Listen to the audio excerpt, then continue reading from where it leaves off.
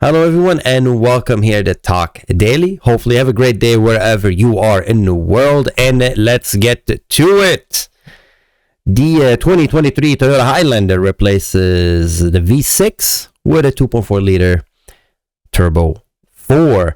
This article comes to us from Car and Drive and ran by Joey Caprella. As always, I have a link to this article in the description below, along with everything else I'll show you here. So what's the deal? What was the point of this whole thing? It's just the V6 is gone. Toyota's V6s are moving away, and they're going to go to inline-four, 2.4 liter turbocharged. The same MPG, a little bit less horsepower, a little bit more torque, and I don't know why they're doing so, to be honest with you. Because the same MPG, I expected the mile per gallon to be much better, but it's the same. So I don't get that, to be honest with you. Toyota claims that the four-cylinder will achieve the same 24 MPG combined as a V6 in EPA rating. So I think it's just to cut cost, like removing two pistons and adding a turbocharger. You know what? I don't get it. If the MPG increased, cool, but the same. Okay, all right. Maybe later on they'll tweak it out to make it better. I'm really trying to think about this, and I don't know. I don't mind the 2.4 liter turbocharged. I don't mind the V6. I just understand you change that motor because I personally think it's emission. And that's the reason. I think it has to do with emission. I think this engine is not, the V6 might not meet emission anymore. It's not regarding the EPA rating as far as the MPG. I think it's just maybe emission. Usually that's the reason some engines don't, continue on with some manufacturers. Obviously it's cost, and I think maybe it's emission. Maybe emission is getting tighter. They don't let us know. I have no idea. I only have to speculate why they did this move. The 2023 Highlander 3-door SUV swaps out the naturally aspirated motor for a new turbocharged 2.4 liter inline-four that produces 265 horsepower and 309 foot-pound of torque. That's a lot. A drop of 30 horsepower from the V6, but an increase of 46 pound of torque. That's plenty. That's a lot. 309 foot-pound of torque, that's no slouch. That's no slouch. They don't tell us what RPM, but I'm considering it's for very low RPM. The new gas engine will again pair with an 8-speed automatic transmission and either front or all-wheel drive. The Lexus NX 350 also uses a variation of this engine. In that application, it makes 275 horsepower and 317 foot-pound of torque. Towing capacity for the Highlander will be unchanged at 5,000 pounds. The Highlander hybrid powertrain won't change for the new model year and should achieve the same EPA rating of up to 36 mile per gallon combined for the front wheel drive model. We don't do that. We don't do front wheel drive motor SUV. I mean, I know it has its uses, but if you're gonna get an SUV that big, I really think you should get an all-wheel drive SUV.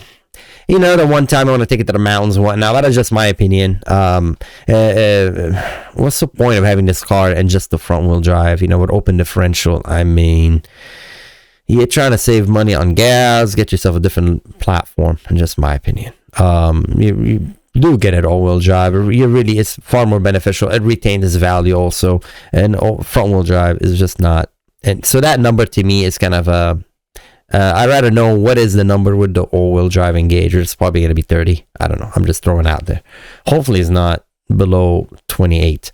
Other update include a newly optional 12.3-inch digital gauge cluster that offered on the limited and the platinum trim level. That thing looks fancy. Power folding mirrors are newly standard on all models, and the XLE and the XSE trims gain a power liftgate as standard.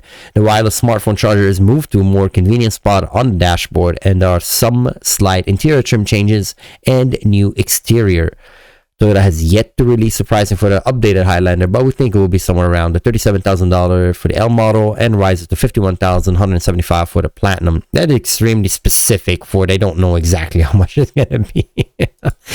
This is funny. And they're like, we don't know exactly how much it's going to be, but $1,170. I'm like, okay, buddy, you're very, very, very specific there for don't know how much it's going to cost. That's kind of funny. I mean, I would have just said, 38,000, 51,000, but like, no, 51,175, 75, yeah, for the Platinum. I think they know exactly how much it's gonna cost. I don't think that what I think it will cost. Anyway, so I think it's a fantastic car. This car really has its use. It's very, very utilitarian vehicle. You could use it for almost everything. Yeah, I personally get the all-wheel drive as I think the purpose of these vehicles. I don't know. I think it's an undermining purpose of having this vehicle is to have the all-wheel drive. Rather, engaging it would be nice to disengage it, not to be always all-wheel drive. You can disengage it so you can get the benefit of the front-wheel drive mile per gallon, and then engage all-wheel drive as you want it. But again, I'm thinking too much of it.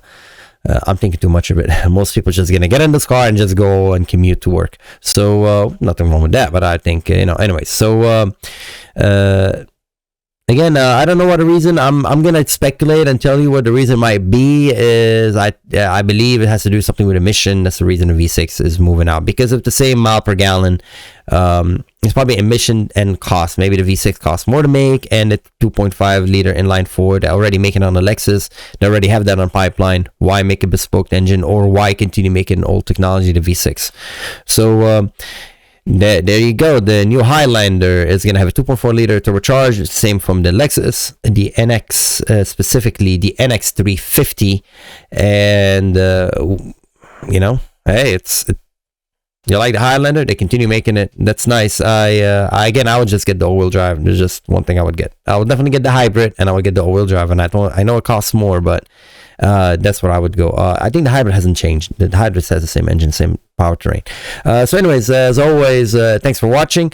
At some point, we're going to be doing... Well, I'm going to be going to dealership and doing these reviews on the spot. So until I get all that situated, we're going to continue making the videos in the format we're making it right now. I actually do enjoy this format. It allows me to see a lot of cars very quickly and talk about them and not waste a lot of time setting things up. But eventually, we're going to be going to a dealership, and hopefully we're going to get my hands on some cars so I can review it. So anyway, as always, thank you for watching. And if you like this content, why not like and subscribe? It helps a lot. And as always, drive safe, and I'll see you next time. Take care. Bye-bye.